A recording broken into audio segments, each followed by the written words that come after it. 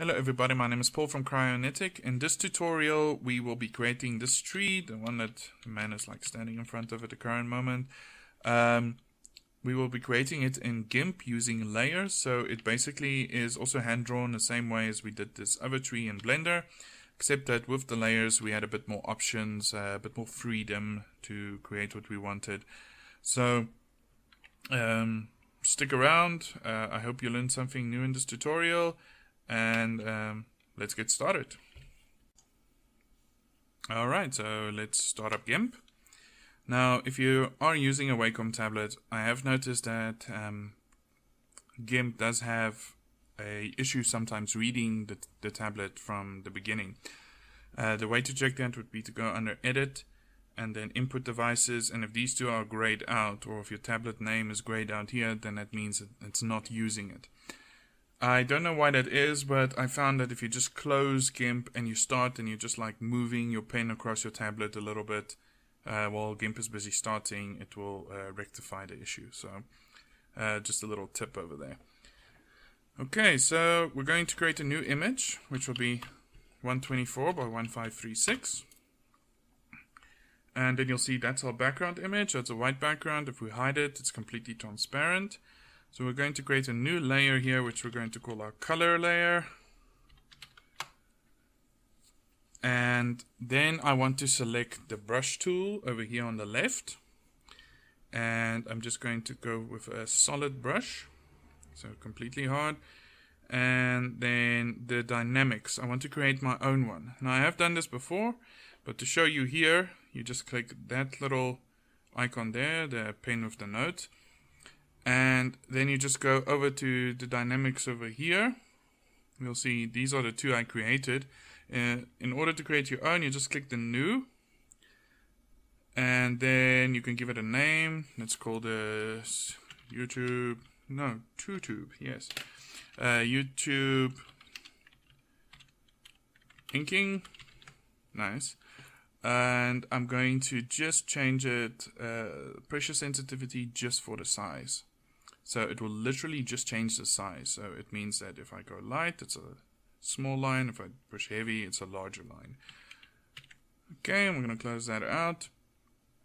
And that's it. So you've created, you've created your own dynamic there. And you can just keep on coming back to it because it will always be here unless you delete it.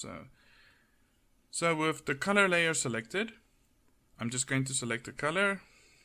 I've already done this before, so this is the color that I wanted. It's a green type color. You can actually write down these numbers and that letter, and you can just put that into your HTML notation if you're selecting a color, and you will get exactly the same color that one I'm using. I'm going to click OK, and then I'm going to start doing the color exactly as we did yesterday. So I'm just going to start. Now obviously you will have a slight bit more control over this because of you're using layers. If there's something you don't like, you can delete it. So as I said yesterday, I prefer to do it in Blender, or just the way I did it in Blender, because you're drawing just with the idea that you can't really make any mistakes. So you tend to be a little bit more careful and a little bit more reserved in what you try to accomplish. So, okay, that's not right. Okay, there we go.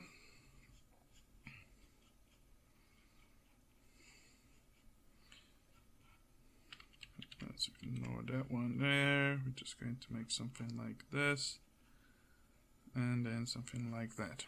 Alright, so let's just make sure I didn't make any or leave any gaps, because we're going to fill this. So just click the bucket tool there, click fill.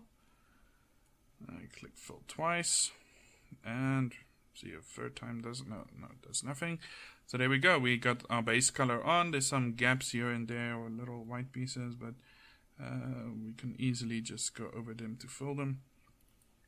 And then we're just going to make a second color. We'll call this the well, let's just give it a number. Color 01, this is going to be a brownish color.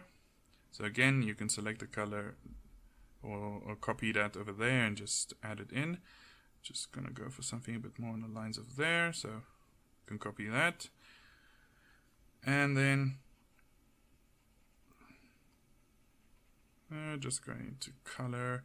Now obviously, because this is not the same, not one image, if I click color fill here now, it's gonna fill everything. So you would have to set like, just make a line between it. And let's just bucket fill it. There we go. But now you're going to wonder, no, but wait a second, this is overlapping. Well, that's the nice thing about working with layers. So if we just grab this one here, move it down underneath that layer, that color will go over that layer over there. So it makes it easier. So now we're just going to get to drawing our lines. So I'm going to click New, call it Outlines. And I'm just going to select pitch black over there. Gonna move it all the way above all the other layers, and then I'm just going to zoom in a bit and maybe change the size of the brush a little bit. This is the keyboard brackets. Brackets on your keyboard, that's why I go right next to your enter button. So if you push those, you can increase the sizes. In general, I don't use them because I increase the brush sizes quite significantly more than what that actually allows. So, but it's just a tip. There we go. So, same thing. We just inking around the outside.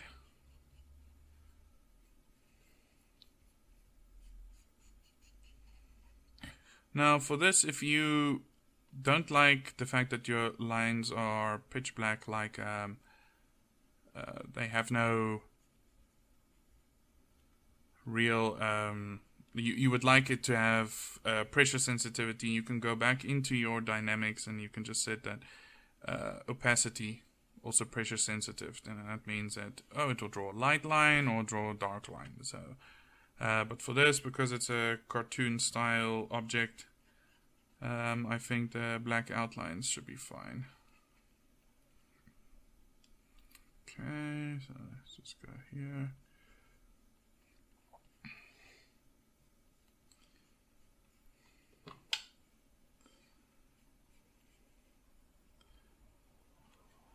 Alright, so this is once again just a fairly tedious process. I won't say tedious, just I'm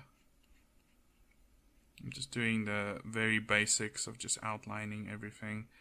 I'm not doing the best. If you have an opportunity to work in a program like this, or any program like Photoshop, this would be like you would tend to do more than one pass at the drawing. This will be like my first pass where I just do like the basic outlines and everything like that, and then second pass I might go over again just to make sure that I can maybe cut details somewhere else or add more detail. So that's something you can't do in Blender. So expect to, well, not expect to, but you should be expected to do a bit more high quality work if you're going to use a program dedicated to something like this. Okay.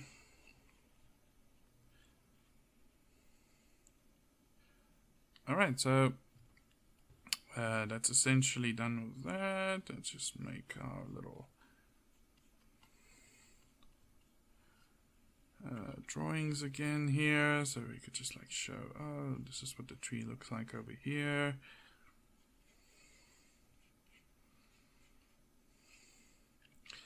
Okay, that line shouldn't have come there, so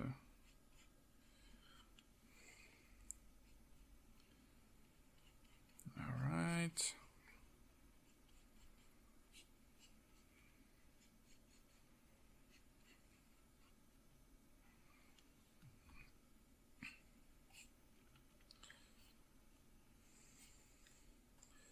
And what's just nice about the inking tools that because of the pressure sensitivity, you can get like nice better streaking lines that go across like so. It all, as I say, it really depends on what you're trying to accomplish with your design here. I'm just going to do something like this.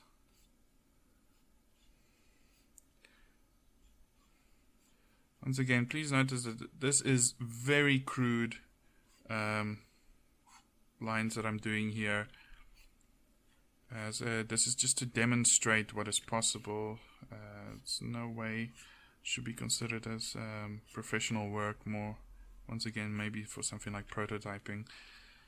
Okay, so that's my outline. So if we go back to our layers, I'm going to create a new one, which I'm just going to call detail lines.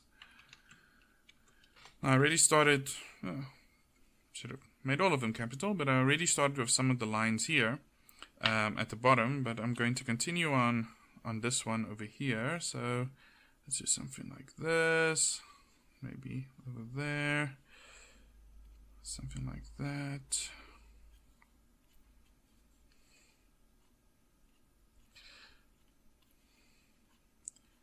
You know what, I'm just going to go back to this outline layer. I'm just going to flip over my tablet and make sure, or flip over my pen and click the eraser tool.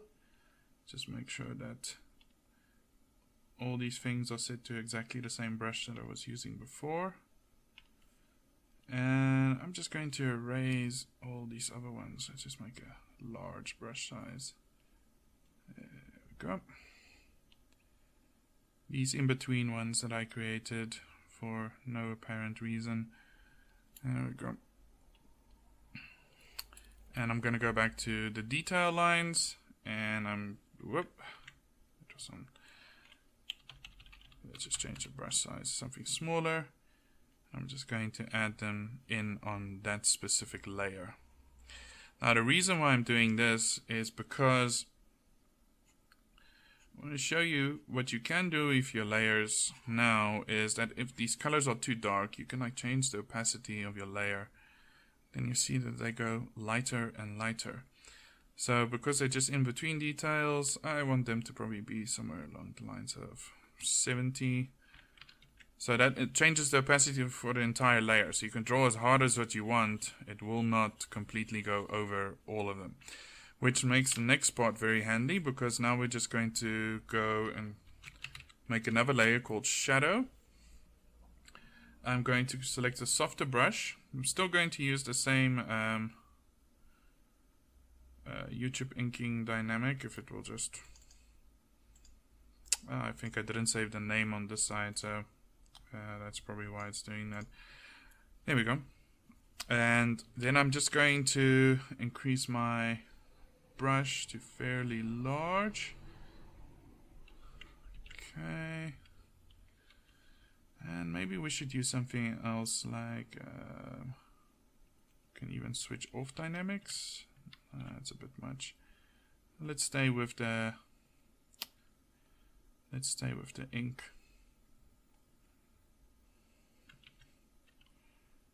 And just increase the brush size quite.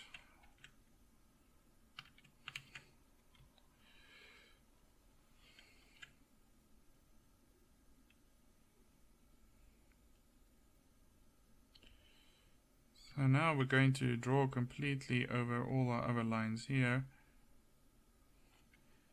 And again, you might be going, it's like, why am I doing something like this, drawing over my lines? But remember, because we're putting this on a different layer, we can just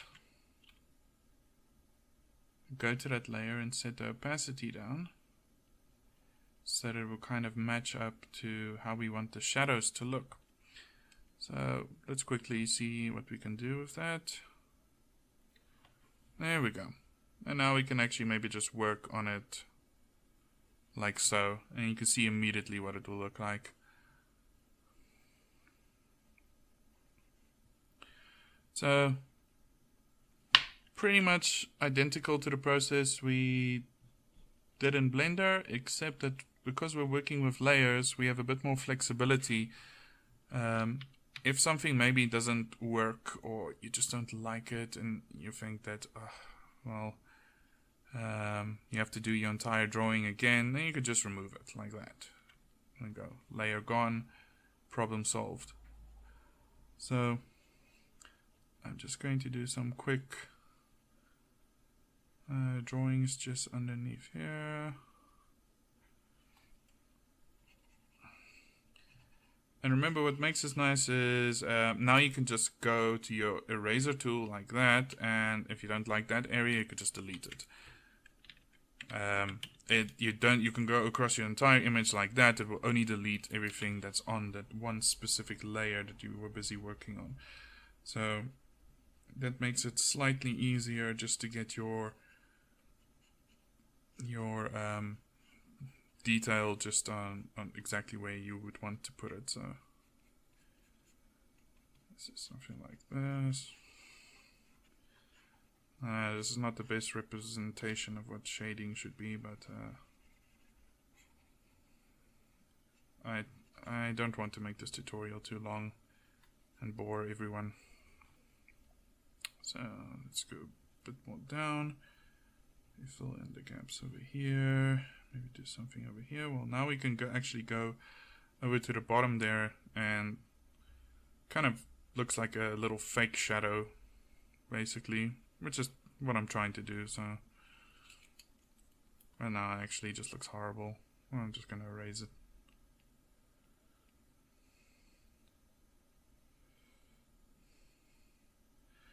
Now remember, when you're creating sprites for any game engine,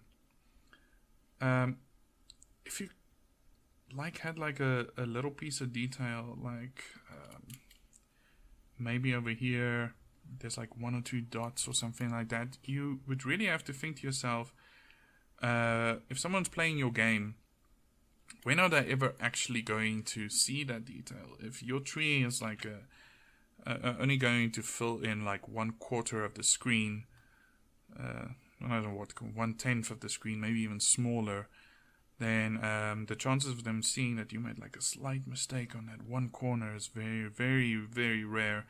But obviously, if you're going to do this as a professional or work or as a hobby, then you would want to keep, you would want to remove those details or remove those mistakes, because people that are going to go over your work with magnifying glass will probably definitely see when you made a mistake, even though it will never show up in a game at all. That mistake you made, your client or your boss will probably notice it. So if your own project, good enough. If you're working for someone else, you're gonna have to do a little bit better. Okay, so this one I'm just going to create, which I'm going to call another layer called shading. This is going to be my light layer. I'm just going to switch over to white, and then set my opacity lighter. Let's do it lighter, something along the lines of that. So the opacity was about, I think, 25. So we're just going to click on that, put in 25, and then go over here.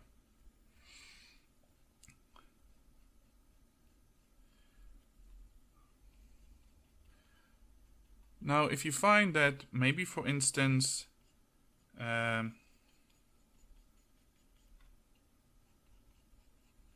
you would only want, you're busy working on 2 layers and or on 1 layer, and you've added your shading and everything already, and you don't actually want,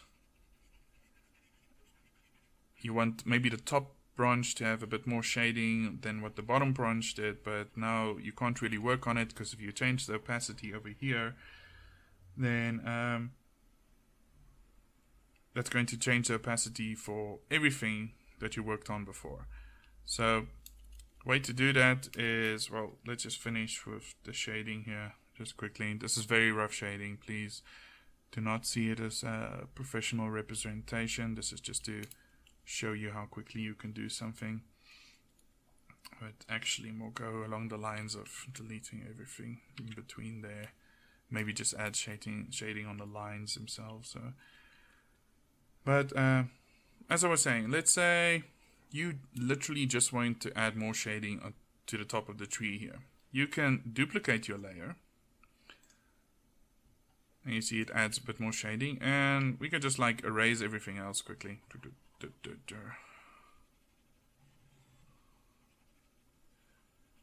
Like that. And then this one's opacity is set to 25. We can increase its opacity, and then you can see this top piece is becoming lighter and actually kind of starting to look a bit like snow. So that's something you can do. You don't have to just work on one layer. You can add another layer, which is just what the best parts of working with layers in a program like this. So I'm going to zoom out. Not my best work, but I would consider this pretty much done for the tutorial. Just want to erase something there and add shading over there. Okay, so again, this is going to be the same process as exporting from Blender to Unreal Engine 4. Just one thing that you want to note is you're going to have to deselect your background so that it's a transparent background. The background I'm just using for reference for color to see where I'm going over lines. You deselect that, you click export as. Let's put it on the desktop, and we're just going to call this tree gimp.png, and we're going to export that and click export. And we're going to open Unreal. You'll see this is the tree we created before. I did use softer brushes in between, but let's go through the same process. So I'm going to click import, just on my desktop, tree from GIMP. And then you want to right click, paper 2D, sprite. I'm going to call this tree GIMP sprite. Okay, obviously naming conventions, you need to keep to something a bit more professional or just better than what I'm doing. Going to open it, click our tree PNG that we imported, and then use selected asset from content browser and click save. And once again, this is going to be very large because we're using a large texture. You would obviously want to scale it down a little bit before you go into your game engine. And the way to do that would be just to go to image, scale image, and then you can put in whatever option you want here. You can scale it as small as what you possibly want. So it depends on what you want to do. And I'm just going to drag the sprite in. And I think the other sprites were 0.2, so I'm just going to select 0.2.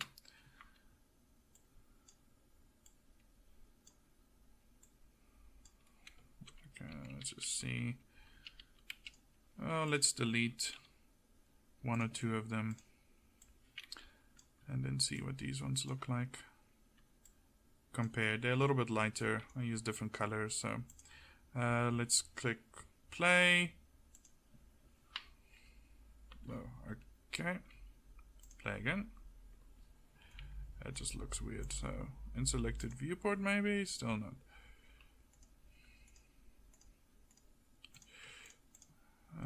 Okay, so here's what we're going to do. We're just going to move them up a bit. Click play, and there we go. So that is our trees. You can see they actually look a little bit more cartoony, slightly better resolution on them. So not a higher resolution, just because of the way that we painted, it looks a little bit better. So that is exactly the same way as what we did it in Blender. It's just we added layers to it, so we were given a bit more options to what we can accomplish.